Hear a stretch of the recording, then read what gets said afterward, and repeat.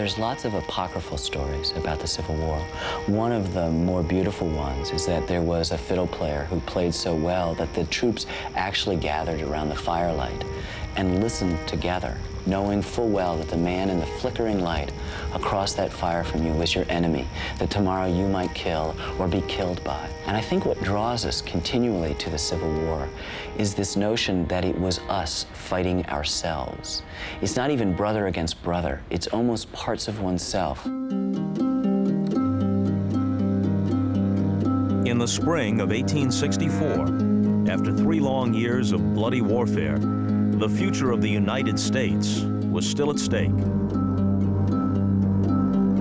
Both the North and South were tired of fighting, and opposition to the war was building. What the South wants is to make the war so costly in human terms, in material, that the Union says, go. Erring sisters, leave. What they want is that the mothers will say, enough. Republican President Abraham Lincoln was losing Northern support. With the upcoming election in the fall, Lincoln desperately needed a military victory to convince the citizens of the North that the war could in fact be won and that its end was near. Lincoln was agonizing throughout the whole summer. He was absolutely convinced that he wouldn't be reelected. And it seemed to be that the Democrats were going to nominate his old nemesis, McClellan, the general that he had fired, the general who hadn't moved fast enough, but the general who was loved by his troops. Unlike Lincoln, George McClellan was willing to accept an outcome in which the country would remain divided.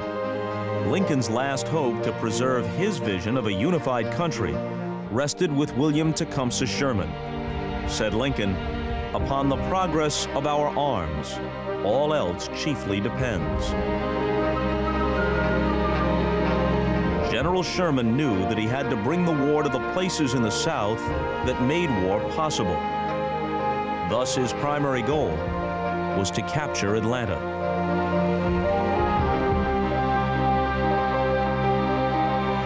This is a modern city.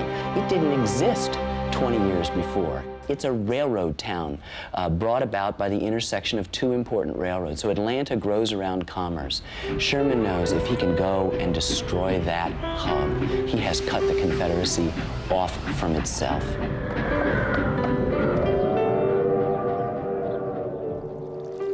Atlanta was doomed by its own importance, and William Tecumseh Sherman steadily led his 3 armies through the quiet valleys of northern Georgia towards the gate city of the South.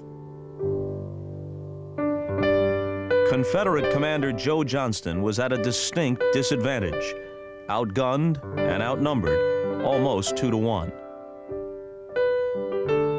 Johnston had done a great job for more than 2 months holding them off. He was fighting a defensive war. He didn't want to engage Sherman. He knew he'd get whooped. And what Johnston hopes is that he can make it so costly on Sherman's army that he can delay it for so long that the tide will turn against Lincoln in the fall and that he won't be reelected.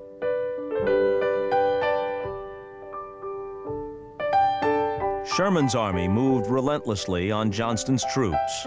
Using well-choreographed flanking maneuvers, the Union Army was able to force the Confederates back to within sight of Atlanta itself.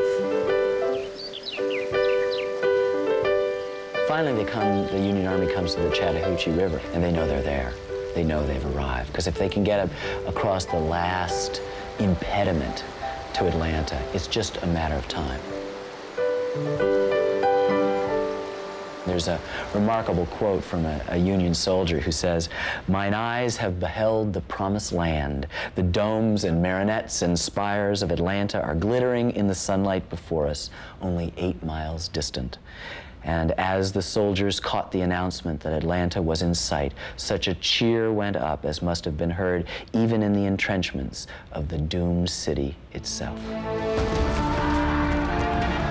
With the Union Army advancing steadily on Johnston's troops, Confederate President Jefferson Davis became impatient. Johnston's pattern of retreats made the citizens of Atlanta believe that he might surrender the city without a fight. After long consideration, Davis made a fateful decision.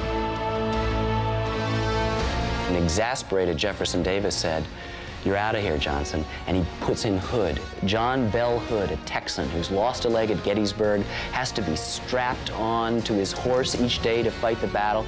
He wants to fight. He wants to engage. And Sherman's delighted. He says, come at me, because he knows he'll whoop Hood.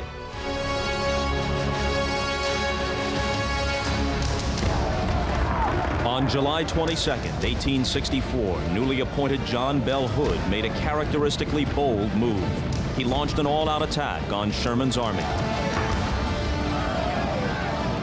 In that battle, 132 years ago today, the Union's James McPherson lost his life, the highest-ranking commander from either army, killed during the Civil War. If he lives, he'll outdistance Grant and myself. That was William Tecumseh Sherman's assessment of his protege, the 35-year-old James B. McPherson. Sherman's admiration was shared by soldiers of all ranks who revered McPherson for his intelligent, energetic leadership. While McPherson inspected his lines that afternoon, he suddenly found himself surrounded by Confederate skirmishers. They demanded his surrender. Instead, McPherson politely saluted and then galloped away. He was shot and killed. Sherman loved McPherson. He was literally bereft when he had heard that McPherson had been killed in battle, and he just broke down.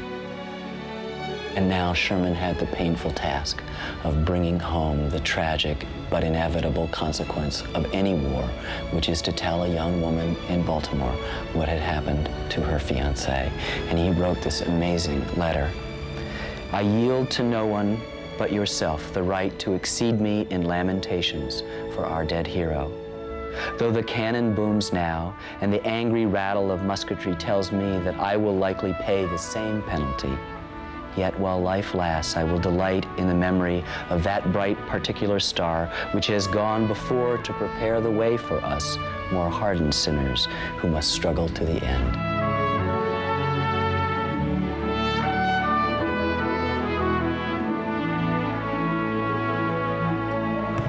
McPherson's death galvanized the Union troops. The general who replaced him, John Logan, said, "McPherson and revenge, boys, McPherson and revenge." And within an hour, they overwhelmed Hood's line, forcing him to withdraw. When Hood foolishly attacked Sherman's huge army as it approached Atlanta, it meant that the war was going to be over, and there was no way to stop the Union juggernaut. Hood lost a quarter of his men, killed, wounded, or missing. A quarter of his army, 10,000 men, on July 22nd.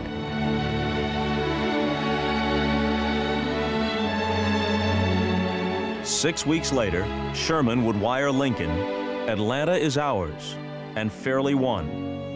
A Union victory which signaled the final turning point of the war, and for all practical purposes assured the survival of the Union and the re-election of Abraham Lincoln.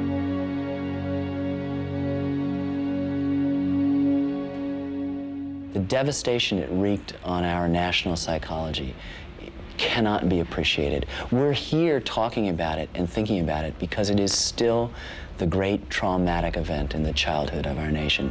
No one in the United States was untouched by this war. 630,000 people died, 2% of our population. I think there was a willingness to be subsumed in those days by larger forces, by God, by country, by duty, by honor.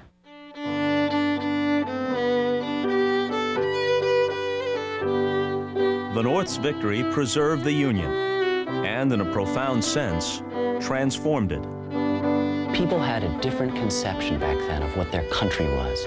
Before the war, when speaking about our country, Americans would say the United States are, plural. We saw ourselves as a union, a collection of little tiny countries, states. After the war, we began to speak of a nation, and we said, as we say now, the United States is. But the Civil War did, what the Battle of Atlanta did, is it made us an is.